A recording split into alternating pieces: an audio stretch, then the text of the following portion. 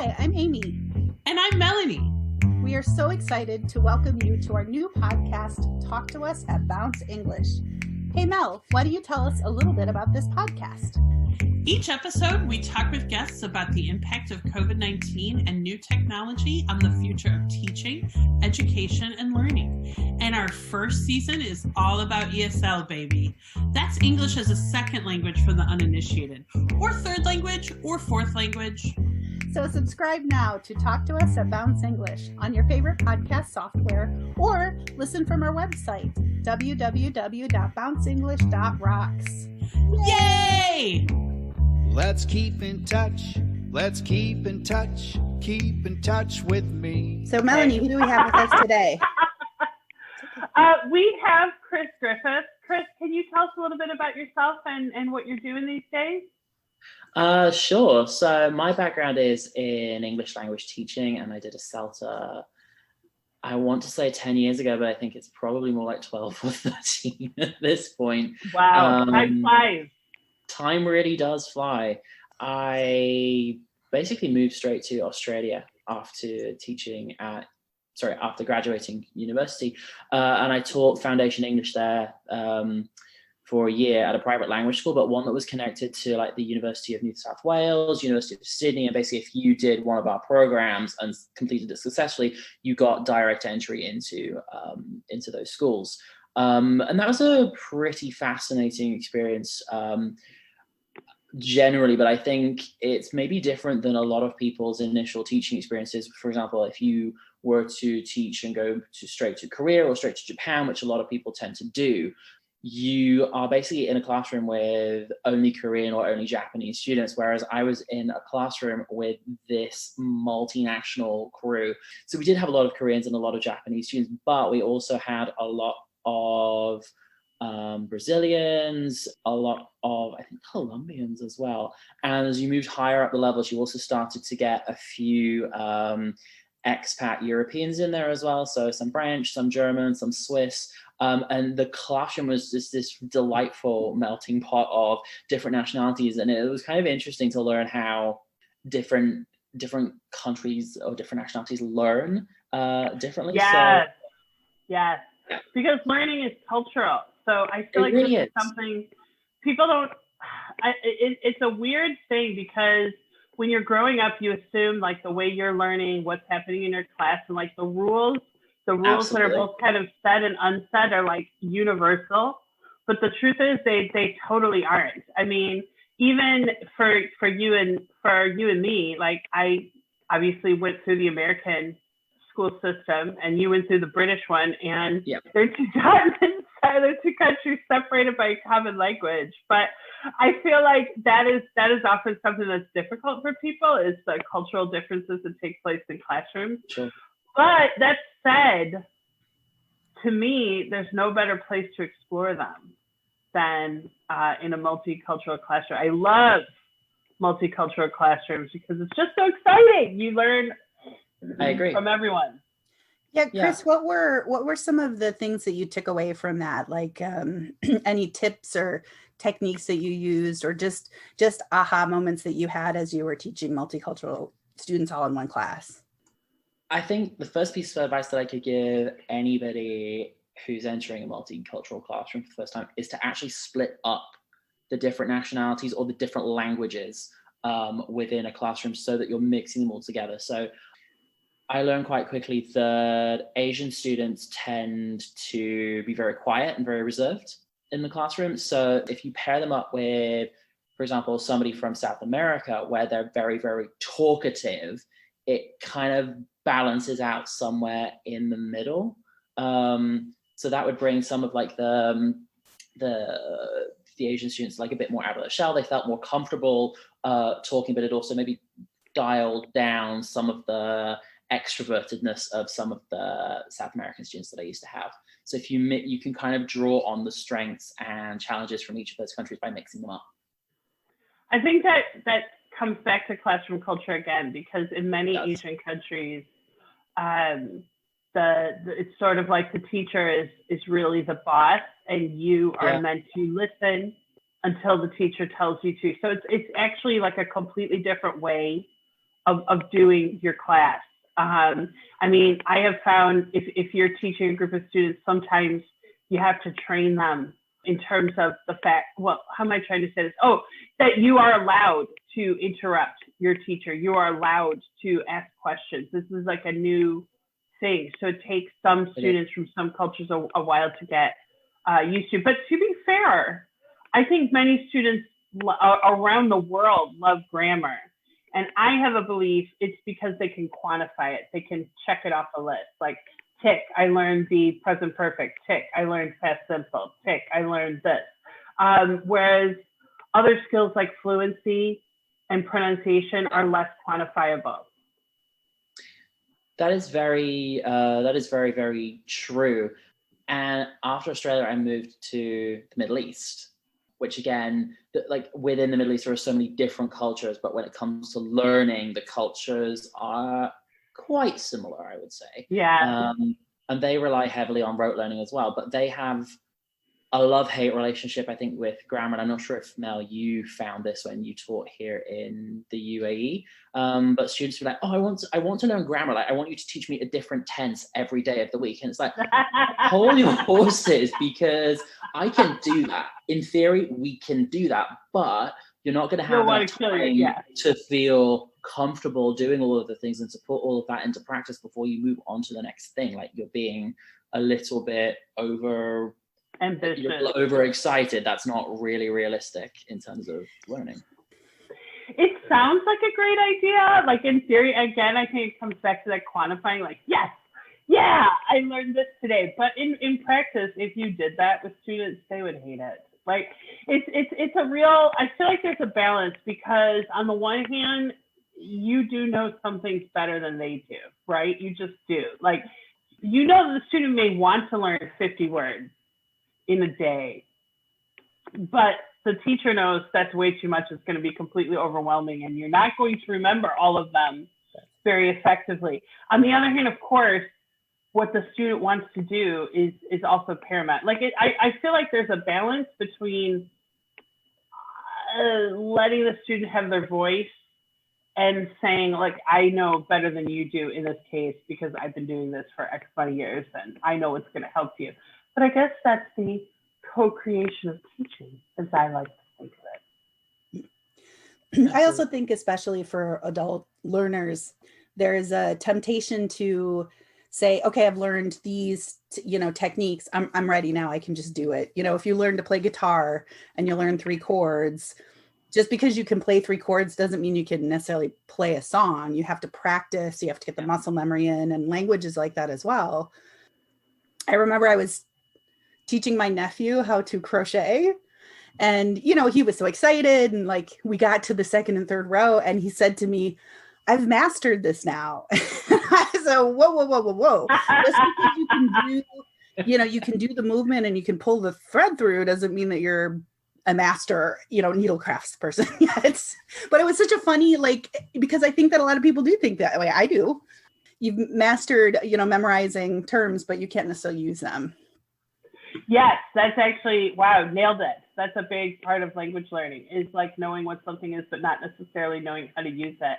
But I was going to say, another thing that I really noticed when I was teaching out there is, there is a tendency, and I want to be very careful with what I'm saying, because obviously you can make generalizations and they never fit everybody or all students. But I have noticed, I'm going to say broadly, in cultures where there are people who can hire a lot of service people to help them, cleaners, maids, nannies, etc. I found there's a tendency to treat teachers in a similar way. Like, you are going to teach me English. You're going to teach me in grammar point every day. But that's not really how teaching works. No. It's hard to generalize, but I have also found that here as well. It's the idea of, I'm on this course, and in some cases I have paid for this course, so I automatically learn. And it's your job to teach me. It's your job to make sure that I pass. And there's an element of truth to that, but at the same time, people don't appreciate the fact that it's actually a two-way street. And if you, the student, don't do the work that you're supposed to do, then you won't actually improve. And to be fair, I think anybody who's paying for teaching is going to feel a little bit like that. Like, I'm paying for this, so now you're going to do that. And I think there's a point there. You know, I mean, there are many different styles of teaching. So if you are making the choice to pay a teacher or pay for private lessons or something like that, you should be getting teaching that you find effective and you like the teacher. That's actually true. There is a point there. What I find interesting is that I have a few friends who are not English teachers, but they're like primary school teachers here, so like elementary school. But because most of the schools in this country are private, because of the expat population, there's this certain pressure there from the parents that stems back to, we're paying for this, so make it happen. Yes. It's hard to treat education like a business. It is. That is a big conflict. You know, is it a service? Is it a business? Is it both? I mean, I like this idea of co-creation. I forgot, somebody said this to me, and I think it was actually when I was in the UAE. They did this exercise with their students where they asked, like, if you're paying for school, what are you paying for? Are you paying for the service, as I said, like service of a teacher? Are you paying to be there? What is the product? And this person's argument was that the students themselves, they are the product ultimately. And I thought that was a great way to look at it, because it is really kind of true. Like, at the, you know, what's your ultimate aim? Your ultimate aim is to be able to do certain things in this case, English. It's a co-creation. Again, I feel like I sound very hippie-ish. Yes, I do live in California. So tell us a little bit more. You know, you were kind of telling us about your background, and we sort of went on a tangent. Tell us a little bit about how you ended up in Dubai and what you're doing now. So I'd never intended to go into teaching forever. And I've always been honest about that. And I really enjoyed it. I really loved being in the classroom with my students. And I love like the rapport that we built up. And I love the fact that it was a very satisfying job. You know, you get to teach people. At the end of the day, they will, like, you can see them go off and like use what you've taught them and use that to make their own lives better. So it's very, very fulfilling. But I always wanted to do something different. And to be quite honest, I was never particularly sure what that was. And I'm still not even sure what that was. And I am how many years into my career at this point? I feel like if I could do the majority of people. It's the majority of people, but nobody wants to admit it. I think that's the thing. Nobody wants to admit it. But what I actually do is publishing. So after 4 or 5 years in the teaching field, I had all this teaching experience and thought it would be fun to move into something more creative. And I don't even feel like I've made that jump fully yet. But the logical step to get there was to go into educational publishing. So I started out as a consultant, which is effectively a sales-based role. And I've had different roles in that time. And I've worked for 2 different ELT publishing houses, or like educational publishing houses, over the past 7 to 8 years. So I started out in a purely sort of sales-oriented role. I moved into product development and market development, so customizing some of the international content for the local market, and that was fascinating. That was really, really fascinating. So to take content that had been created for an international market and then bring it to teachers on the ground across the Middle East and say, hey, how can we make this better for you? So and what were some of the differences? Because I mean, I think that was something I really noticed when I was teaching in the Middle East, was that, you know, most of those materials are created in London or in Cambridge or Oxford, and that's great. And you do definitely get a multinational crowd, multicultural crowd for your classes in the UK. But for a monocultural class that you'd be teaching in the UAE or Saudi Arabia or Bahrain or someplace like that, those materials do not necessarily work. There's lots of things that can be problematic. You're absolutely right. And what's interesting is when you think about it, most of the world learns in a monolingual classroom. Yes. Unless you're fortunate enough to be able to travel to the US or to the UK or Australia to learn English, you're going to be in a monolingual classroom. But you're right. We in some ways cater to the minority when we create English language teaching materials. We're creating stuff for those students who are studying in the UK or who are studying in the US. And you're right, it doesn't always work locally. So there are some linguistic challenges that you would want to consider if you're localizing content for a course book, because when you're creating for the mass market and you're looking at students who are Spanish speakers or French speakers or like Japanese speakers, it's like you can't focus on challenges for any one of those languages because it just wouldn't be fair. So in localizing it for the Gulf, what we can actually do is focus purely on challenges that are faced by Arabic speaking learners of English. So you can tailor the grammar sections to them, so you can give them extra practice on things like prepositions or the verb to be, because it doesn't exist in Arabic, for example. So things where they struggle, you can make sure there's extra resources there or extra support for them. Those are interesting examples. Was there anything when you were doing the product development, any like very interesting thing that you thought, oh, we have to deal with this for the local market? Just something that might be unexpected. So one of the more interesting projects that I got to work on was localizing an already localized book. So further localizing a Middle East custom publishing job for Saudi Arabia. Localizing it, micro-localizing it. That's actually a great term. And Saudi Arabia has opened up quite a lot, I would say, over the past couple of years, but this is 4 or 5 years ago, and things were still very conservative in most of the country, and you had to sort of cater to that.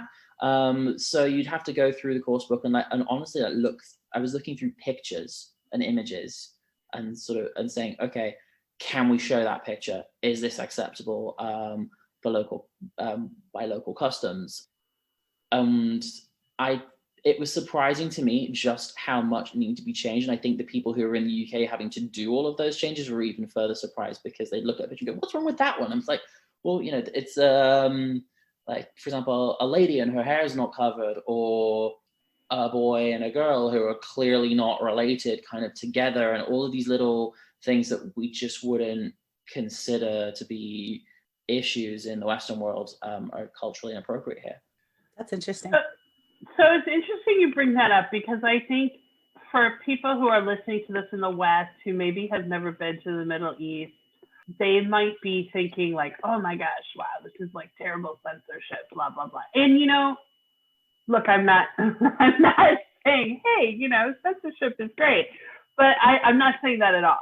I am absolutely an advocate for free speech. But what I'm going to say is that I think it is difficult sometimes for Westerners to understand that some of those things are just that they offend. They actually offend your students.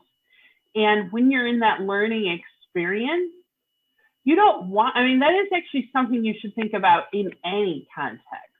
What is the emotional impact that the materials you have chosen to show are going to have on your students? If for all of us on this call, if we were looking at pictures of, as you said, like a man and a woman, or a young man and a woman who are not related, having a conversation, that would be totally fine for us. But for a student who is studying in Saudi Arabia, for whom that is culturally very inappropriate, as soon as they see a picture like that, it's going to take them right out of the lesson. Like their focus is immediately going to be broken and focused on that. And I feel like this is why it is actually important to think about those things. It's a really, as I know it's really tough, because you want to be open. You want to be free with your students. And at the same time, particularly in an area like the Middle East, you really need to be culturally sensitive and respectful. And again, you need to do that everywhere. It's not just the Middle East. It's just for Westerners, I think it's such a big contrast because there are such big cultural differences. There are, and I think a lot of culture comes from language, or language comes from culture, however you wish to look at that. There's like a strong connection between the two. So in learning another language, you are inevitably going to pick up new things from a new culture, which may in some cases be completely alien to you. Yes. And thinking about not wanting to cause offense and not wanting to, as you said, cause distractions. So the moment that they're faced with an image of something that they are offended by, it removes them from that lesson, and then you've potentially lost them, and whatever else you do that day is wasted. Similarly, one of the things that we would do is localize contexts. So for example, if you've got a reading about places in a city, why would that city, for example, be Tokyo? They've never been. They might not ever go. You're exposing those things that are not necessarily relevant and that are completely alien to them. Whereas if you change it and make it something that is a bit more relevant, so maybe it's Dubai, maybe it's Riyadh, or like Amman in Jordan, somewhere that they might have been, somewhere that they will have at least seen a lot in local media and will have heard a lot about from friends and from family. It just makes it a bit more attainable to them as a student. Actually, one of the things that we worked on in my previous role for my previous company was looking at how you can use how you can use what is known to you to introduce something that is unknown to you. I was just about to say that. Use your existing cultural knowledge. I mean, exactly as you said, like if you choose Tokyo and the students have zero information about it, you're really fighting an uphill battle. I used to think that all the time. Like I'd look at my reading would be like about Charles Dickens, and I would just feel like, really? Okay, these students don't know anything about this. Yeah. So one example I could think of for that was introducing the idea of like homes and families. And it was we ended up choosing a text about a Bedouin village in Egypt, which would have been relatively similar to any Bedouin village here in the Gulf. Bedouins are how to describe it, Mel? Like they're the traditional nomadic tribes who move around the desert and sort of move from like desert camp to desert camp. And the Bedouins exist all over the Middle East. So even if it's in Egypt, it's still going to be very relevant to someone here in the UAE or to someone in Oman or to Saudi Arabia. And then we did a comparison. So the next text was about a village in the middle of Siberia. So completely different, looked completely different, felt completely different, but it was interesting to kind of pick out what was similar between the two and sort of just make that unknown thing seem more attainable. That's an interesting technique. So tell us a little bit about this year. Tell us about the impact of COVID-19, how that's kind of changed the way you're working, how you feel like that has changed the publishing market in the Middle East or education.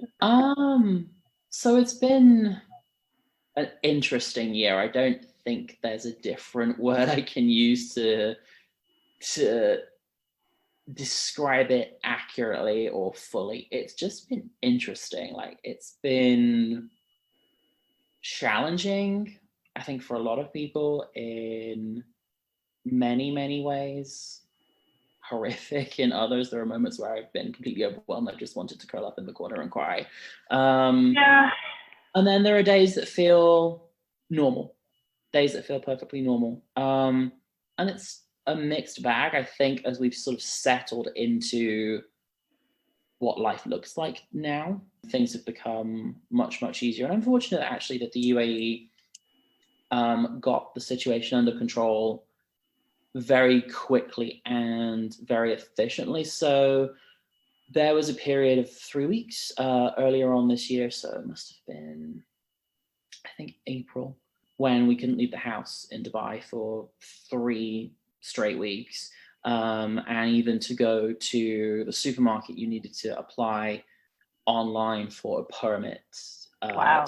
And people would stop you and people would ask you, but it really did keep people inside and sort of stop them meeting, to stop the virus from spreading.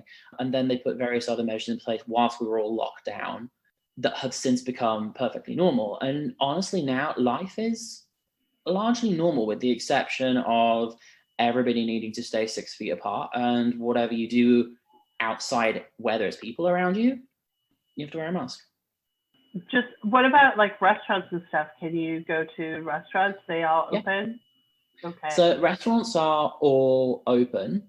They have reduced the seating capacity in a lot of places, or in some places where it's been difficult to do that, what they've done is put these plastic partitions between the tables, which are about 6 feet high.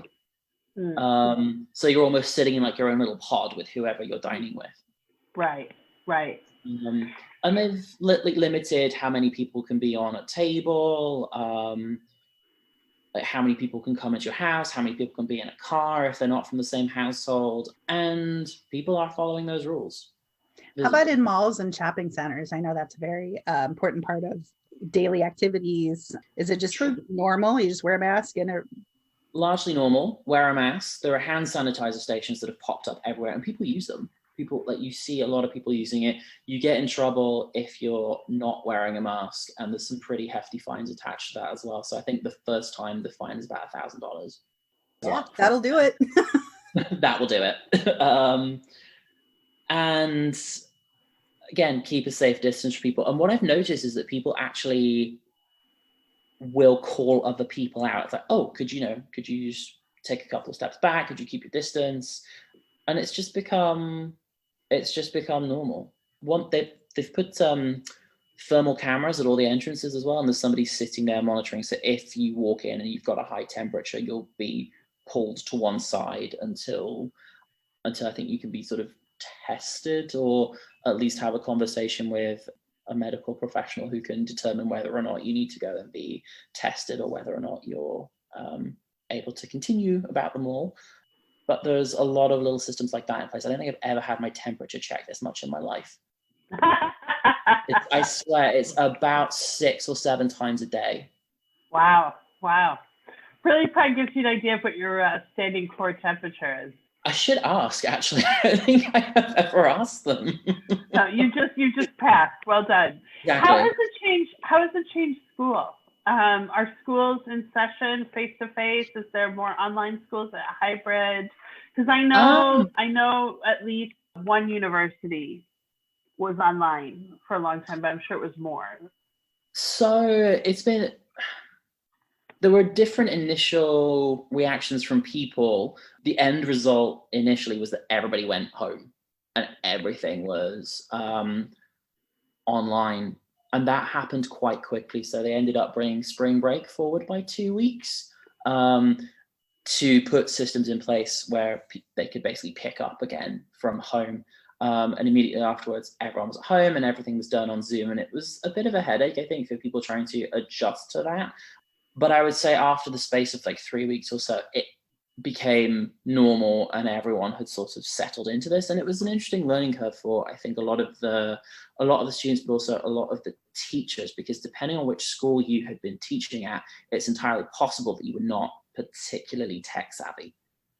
Yeah, and I'm sure. Itself, a huge adjustment for you. So like you see a large spectrum of schools in the UAE, from those that are, the high flying private schools that are very, very, very well funded, and technology for the teachers and for the students is not a problem, but down to some of those lower tier private schools that serve different communities, where the students might not have access. They might have like a smartphone at home, but they might not have a tablet, or they might not have a laptop. And that also goes for some of the teachers. So I think that was an adjustment for people. Yeah, I was going to ask too, previously when we talked last year, I know that there were challenges with some of just the infrastructure and being online and having a Zoom meeting or a Google Meets type of meeting. Are there any challenges that students face just accessing the internet or having a reliable connection? Or do you feel like that has been dealt with in some ways because of COVID? I would say what challenges there were have certainly been dealt with. So I did read a statistic about the UAE being one of the most like technologically advanced countries when it comes to things like download speed.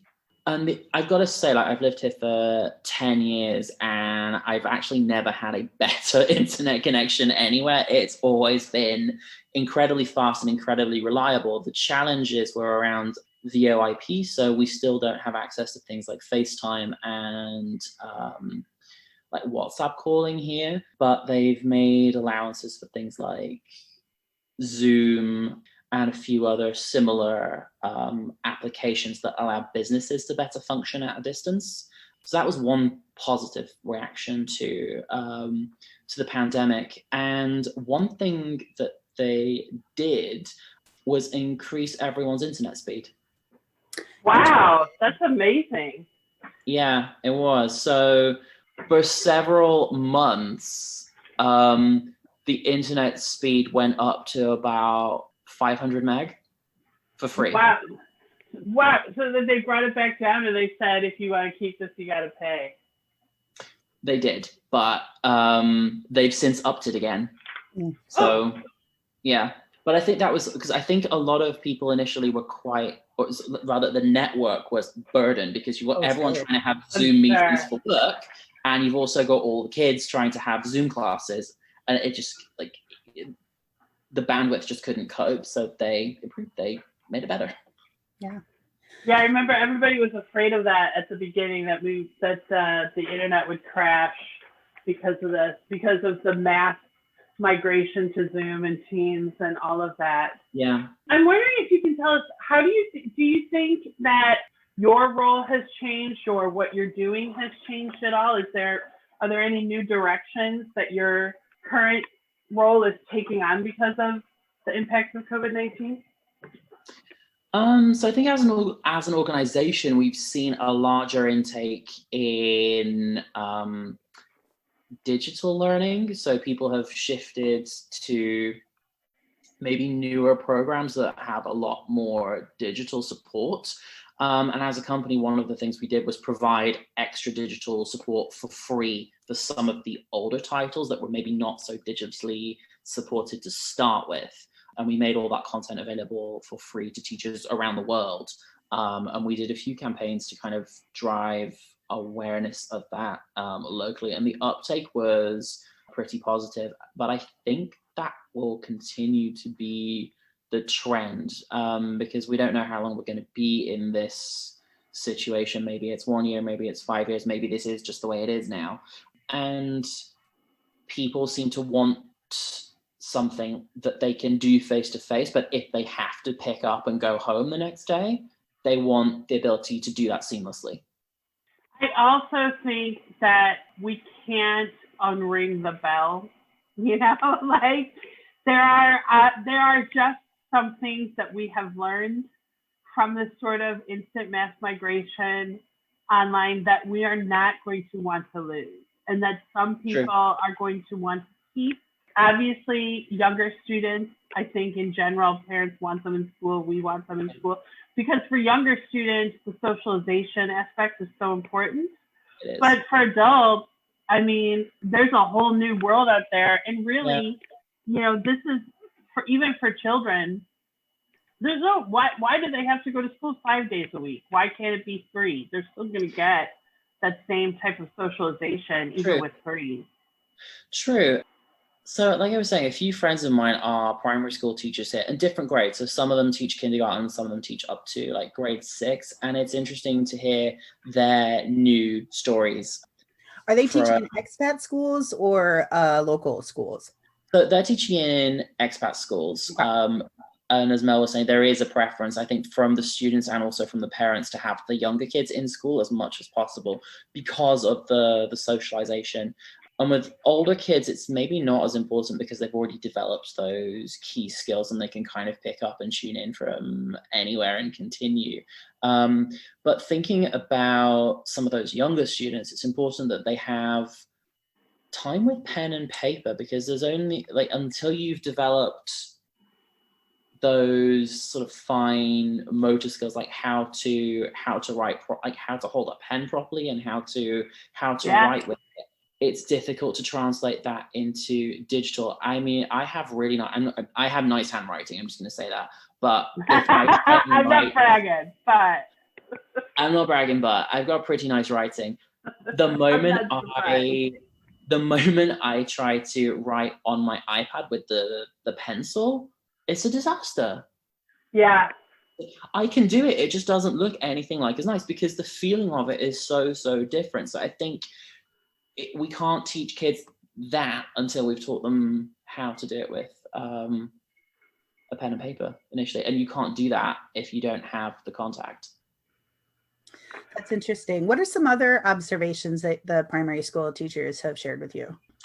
I think the kids get quite frustrated because there's still social distancing even within the classroom as much as possible.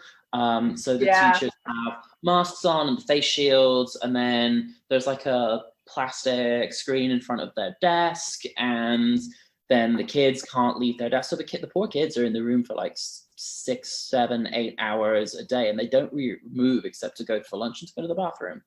That's very hard for little balls of energy.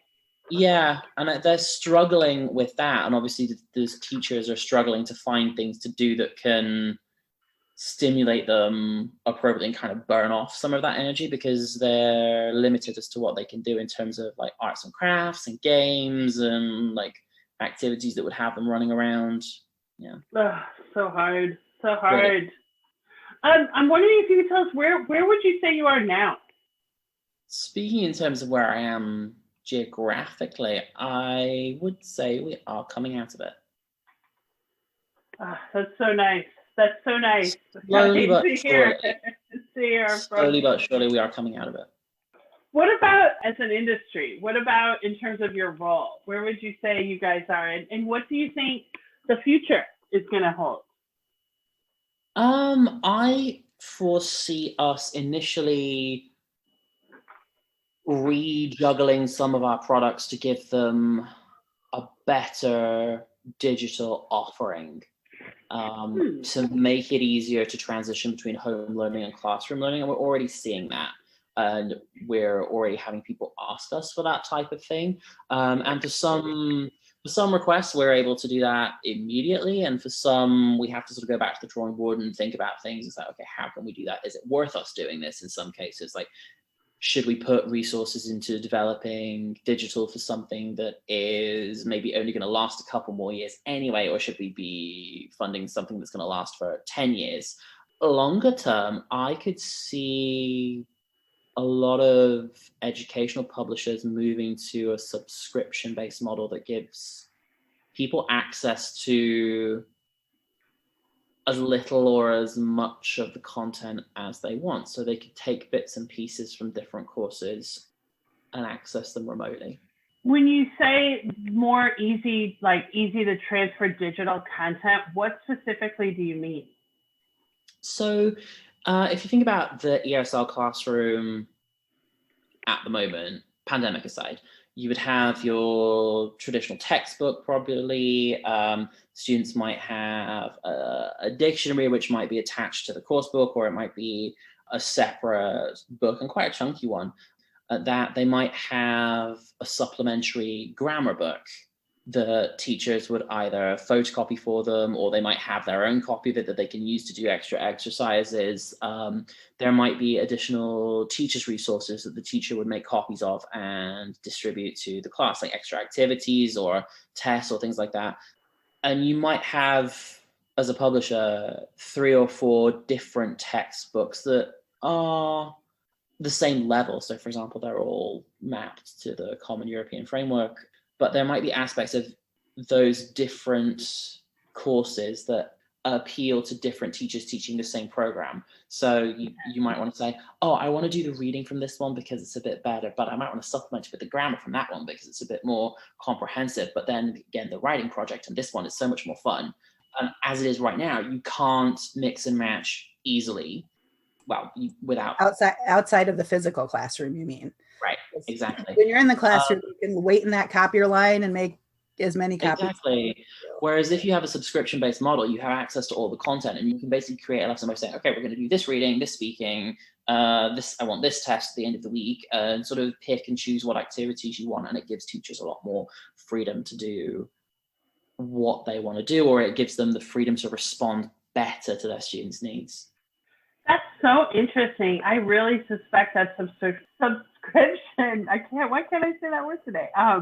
Based model is really going to take off because it's so true. I mean, first of all, if there is going to be an element of online learning going forward, even after the pandemic has subsided around the world, well, it's much easier to be able to pull those materials off your computer, off the internet, than to try and copy and scan and all of that stuff. And then, of course, everybody wants a subscription model. I mean, that's great for a publisher too. Probably massively reduce their cost. Different parts of our publishing house already have that model, and it works really well for them. So medical journals, academic journals, even some of the higher education materials already have that business model, and it works for them. It just hasn't yet been rolled out in education or any LT. But we're going there. We're going there, I think. Do you have any final thoughts? Any final things you want to share with us about this year, the future, teaching, learning, anything? Anything. I'm very fortunate in that I work for a very progressive company. So we've always had fairly flexible rules about certain things. One positive change that I've seen is our working from home policy. And they're supporting with like home office equipment and so on. Was there resistance to this type of working model previously? Because I remember that you traveled a lot. From a professional culture, was there resistance to doing more online work as opposed to face-to-face? At a company level, no.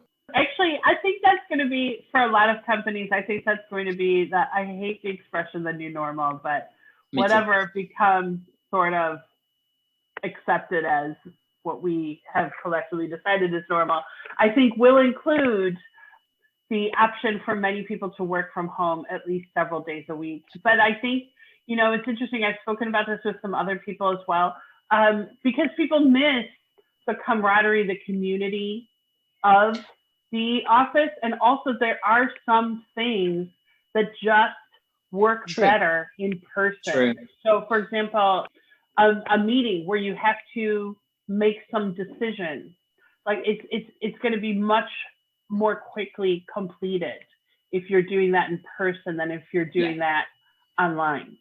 So I've remembered what I was going to say, and it kind of connects with Amy's question and what you've just said. So I did travel a lot previously. So up until the end of February, I would say I would be away 4 weeks out of 5 for most of the week at a time as well. And that would be to spend time with my colleagues in our offices in Cairo and in Amman in Jordan. And then the other trips would be around the region to visit our schools and to visit our universities and to visit our distributors, just to make sure that business is still running smoothly. I think a lot of that travel is over. I think permanently? Within reason, yeah. I think we've realized this year just how much we can do without having to spend so much money on travel. But what was the purpose of traveling to those places that now can be done online? And can it really all be done online? No, but I think online can reduce the amount of travel that we have to do. I think maybe in the West we had already, or were already adapting to this model, but Middle East culture is still very face-to-face. So if they can see you in person, they would much prefer to do that, which I understand, but instead of visiting them in person every month, maybe you visit them in person every 8 to 12 weeks and then fill in the gaps with an online meeting, and it just makes everyone's time a bit more manageable, because I've realized that rather than running around the region and spending days talking to these different people, I can condense it all into a rather hectic day, but a hectic day of just sort of back-to-back Zoom meetings. And I've done I've squished a week's worth of travel into a day. That's astounding. And I think those are some of the transformative aspects that this year actually has brought. Thank you so much for taking the time to interview with us. Amy, anything you want to add? Well, yeah, thank you so much for your time. I know it's late in the evening for you, but it's great to hear some more about your background and what you're going through. Thank you so much. Yay! Come on, baby. Let's keep in touch.